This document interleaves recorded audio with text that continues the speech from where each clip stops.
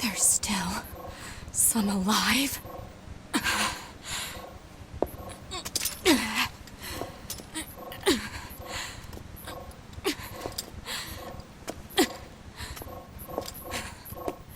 Goddamned machines!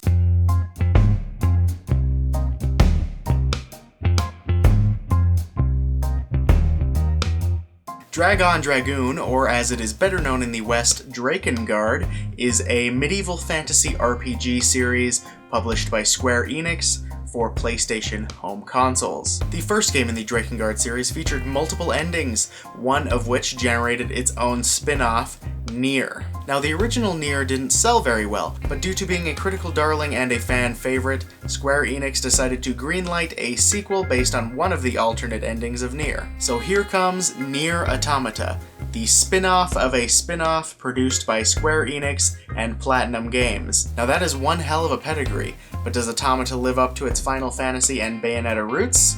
Let's take a look. NieR Automata is a bleak and gloomy military story about a post-human world. Earth was invaded by an alien race thousands of years prior to the story of Automata.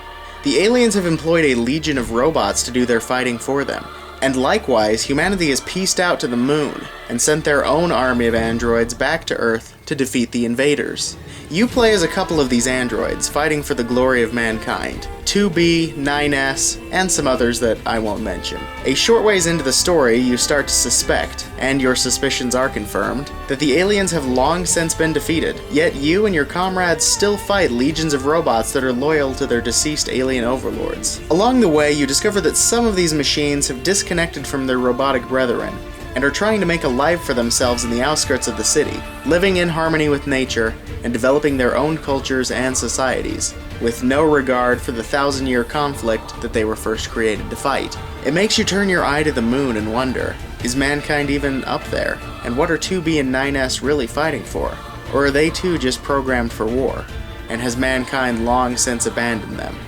Without spoiling too much, I will say that NieR Automata is one of the best military stories of this generation, easily landing with the ranks of Metal Gear Solid. It is a masterfully crafted, mind-bending tale that makes you question the morality of war, what it means to be comrades, and the very meaning and even the value of being human. The story and the atmosphere of Automata is extremely engaging, intriguing, and captivating, and for the most part I never wanted to quit, and I never got bored with it. I had a hard time even putting the controller down for a minute, as I was so invested in the world, the story, and the relationships therein. Yet the story is fleeting and brief. It is drip-fed to the player between extended sections of gameplay, and the exploration of NieR's vast open world. It never feels forced, and it never seems like there's too much exposition. The best thing is, there isn't just one story. In a stroke of genius, NieR Automata actually features many different story points, all of which are playable in their own unique campaign. And as soon as the credits roll, you are greeted with a message to play again from a different perspective, and you are treated to a new protagonist, and a new campaign, and a brand new view on the same story. The game features a whole bunch of different branching story paths, all folding over onto each other, and all intersecting and diverging in a narrative dance that is rarely ever seen in any sort of media, let alone a video game. It is a graceful and mind-expanding way of viewing narrative, not from a single protagonist, but rather from the eyes of many, and it gives context and depth to a story already drenched in intrigue and emotion. Definitely one of the best executions of narrative in any video game, bar none. NieR Automata as a game is hard to nail down. It never stays in one single genre for too long. Largely, it is a 3D hack and slash in a style somewhere between Dynasty Warriors and Devil May Cry. This is developer Platinum Games' bread and butter, and their long experience with the genre is on display in Automata. brutal hacking and slashing through hordes of robots, shooting a barrage of bullets from your companion's Gatling gun, jumping into the air for aerial combat and crashing back down in flourishes of combos and secret movesets. And all of it is just as stylish and slick as you would expect from Platinum. But as soon as you get settled into the hack and slash mindset, NieR switches it up. It goes from hack and slash to 2D bullet hell shooter, to a 3D mech shooter, to a side-scrolling shoot-'em-up platformer, to a top-down run-and-gun, sometimes all within the same level, and always with a sense of style and polish that makes the transition seamless and mind-blowingly fun. This kind of genre-bending gameplay is something we rarely see in games these days. It reminds me of the old NES classic, The Guardian Legend. Seemingly clashing gameplay styles come together with a unity that some developers struggle to bring to a single genre, but it works so well every single time. It never feels unnatural and it never gets old. There are some portions that are better than others, and the extended 2D sections can feel a little long, but you always know that just around the corner it's gonna switch it up, and there's a new gameplay style waiting for you, so it never feels annoying and no section overstays its welcome.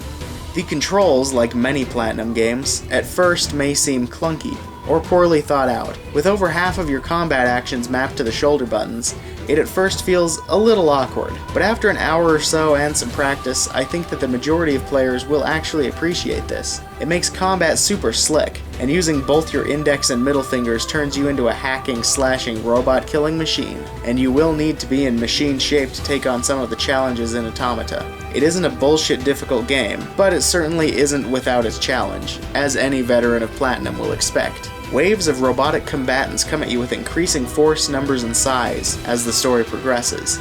Bosses also make an appearance, and they are magnificent, gigantic robotic Goliaths that will make the event bosses of Zelda and Shadow of the Colossus look like absolute pushovers. All of the bosses are huge, multi-stage pattern-based events set in small closed arenas with little to use for cover. You are forced to dodge, weave, and jump over a mix of bullet hell projectile patterns and unrelenting physical attacks, and find their weaknesses to defeat them. These are some damn good boss battles. And more than just a huge enemy, they are fun, difficult, and engaging.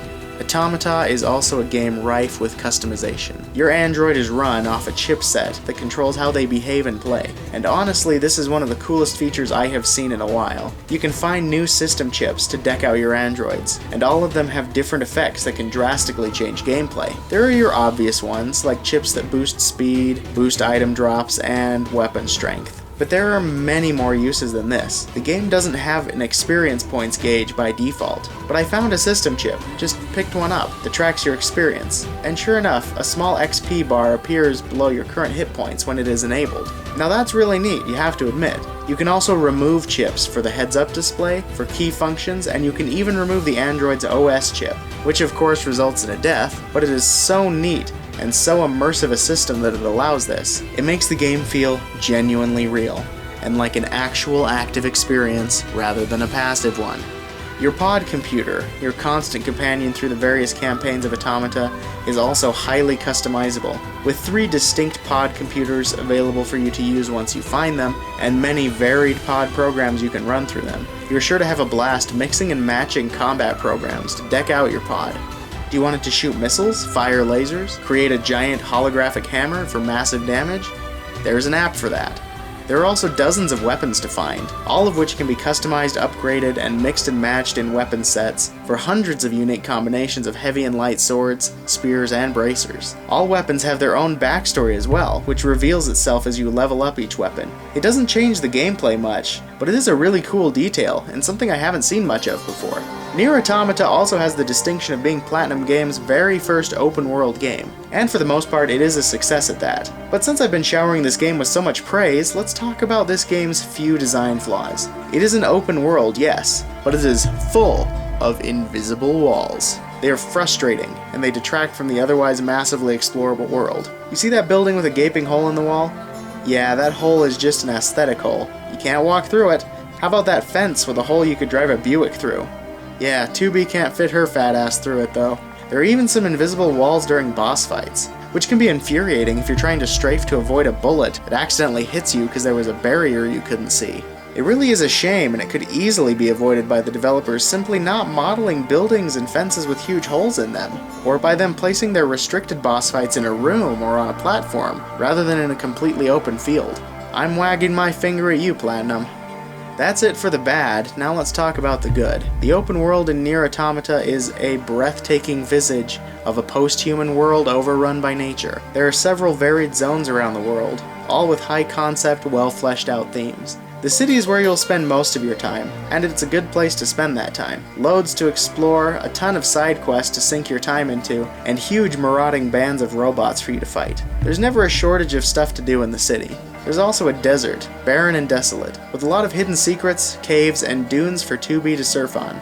Yeah, whenever a game features surfing or snowboarding, or anything of the sort, something primal inside of me can't stop from engaging in this activity for hours on end. I don't understand it, I simply enjoy it, and NieR has some fine dune surfing for sure. You'll also find a lush forest with multiple robot civilizations disconnecting from the network to make a life of their own, and a few other unique zones as you progress through the main quest and additional campaigns. The most amazing thing about it is there are no load times between the zones. Once the game loads in, you are free to roam, uninhibited by the tyrant of load screens. That means you can run from the desert, through the city, and into the forest without so much as a peep from the game itself. Just another aspect of Automata that makes it feel like a genuine living world. But what do you do with all this open world?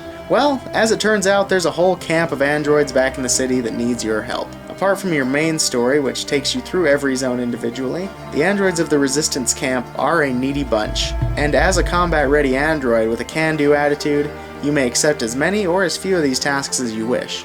Some are simple fetch quests, others lead you to unique mini-bosses that you would otherwise never meet, but all of them are rewarding, and all of them seem to feed into the plot of the game. After a while, the line between side quest and main quest is blurred, and if you're invested in this world, which you no doubt will be, the side quests can take on a massive importance, and feel just as urgent to the story as the main quest, and sometimes even more so. Quite a feat, and not something I've ever really seen in an RPG up until now. Graphically, you may at first think that NieR Automata looks a bit dated, and that is true. As it is with many JRPG and niche titles, it isn't exactly a graphical powerhouse. I played the game on the standard PS4, and as such there is no anti-aliasing, and the game runs at a 900p resolution at an average of about 50 frames a second, mostly staying at a constant 60, with some drops into the 40s here and there. It is said to run at a solid 60 FPS with a 1080p resolution on the PS4 Pro, and on the PC with the addition of anti-aliasing. But graphically, those are the least of the game's troubles. In addition to a low resolution, the game features some downright muddy textures, especially environmental ones, and some of the buildings around the city look downright ugly, uninspired and straight out of a basic starter set of 3D city models. That, however, is the extent of my displeasure with the visuals. The character design in Automata is an absolute home run. 2B is A+. She's iconic, mysterious, and tough. 9S similarly is iconic, but his design is a lot softer and more naive than 2B, and it tells volumes about his character. This is Automata's greatest triumph, creating a duo of characters that are instantly recognizable and memorable out the gate. The enemies are similarly iconic. Simplicity is the name of the game here, and Automata manages to make enemies which, like the protagonists, could be pointed out instantly in a crowded room. The character design is simply stellar. I cannot think of a single game recently which has done such a bang-up job of introducing new characters and establishing their new heroes and villains within a single frame of seeing them. If NieR Automata proves to be the classic it was born to be, 2B and 9S may very well enter the annals of gaming, along with the likes of Solid Snake, Samus, and Mario. The environments, while initially low quality, do grow on you, and soon you find yourself lost in this immense world of varying climates and themes. From the outset of the overgrown city, to the vast desert region, to a forest kingdom, the world just builds this atmosphere through its art style that is hauntingly beautiful, and this art style does make up for the shortcomings mentioned earlier. The particle effects and the special effects in general in this game look absolutely stunning, from the bullets of your pod computer to the way 2B phases in and out of existence during combat. The effects work in tandem with the gameplay to bump the visuals up to something analogous to a gorgeous game. Automata also has a fantastic use of color that you don't see all too often. Most of the time it is bleak and dreary, but jolts of color in an almost Frank Miller-style fashion bring emotion and feeling to scenes right when they need it. Color is used to draw your attention, and to further augment the atmosphere in an incredibly effective way. Lastly, I would like to point out the user interface of the game. The menus and such for being so well produced and for fitting so neatly into the world of the game. They feel like you aren't interfacing with the menu of a video game, but rather a tactical computer in-world. It really is a good effect, and it makes the game feel just that much more immersive. The audio in Automata is quite something to behold. Fantastic sci-fi sound effects that somehow never get old or repetitive. Even after 50 hours of shooting robots, the gunshots will still sound authentic. This is thanks to having a huge selection of sound samples rather than having the same sound effect recorded maybe twice. NieR pulls from a huge library of sounds. This is an underrated feature in games, especially games with sterile robotic sound effects that repeat themselves often. Making one or two of the same sound effect doesn't suffice here. Luckily, NieR ably hops over this pitfall. The voice acting is top-notch as well, especially from the robots, oddly enough. It sounds strange to say as they are monotone and don't emote with their voices, but you can still hear emotion in the delivery, and at times it can even be overwhelming. Like this scene, for example.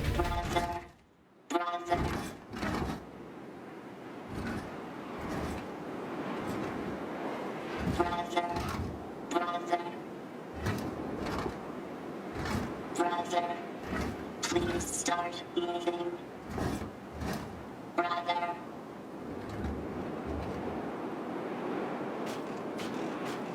You grow to know, understand, and even love the characters in this game, heroes and villains alike, and I think that it's the final straw that breaks the game's story into legendary territory.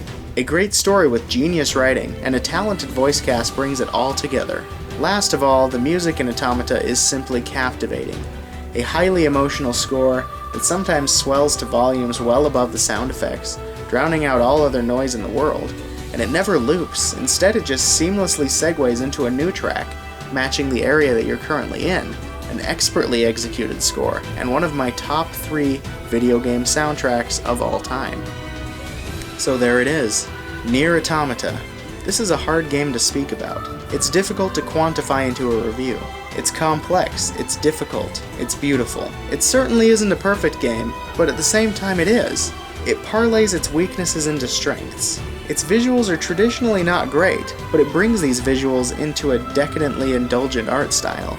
It has a lot of backtracking, and even slogging through the same areas in this massive open world, but then it folds this game design into the story, making it an effective underscore for a 1,000-year war. Even though it can't settle on a single genre, it blends gameplay styles in a seamless, slick, and stylish fashion. It takes so many of what we would call flaws, and it embraces them. It elevates them and it makes them into a thing to be loved and cherished.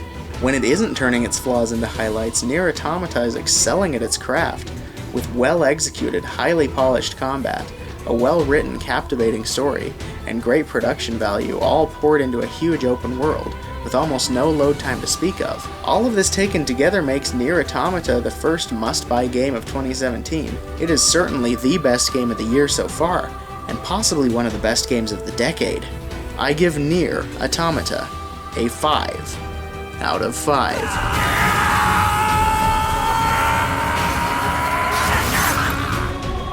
To be!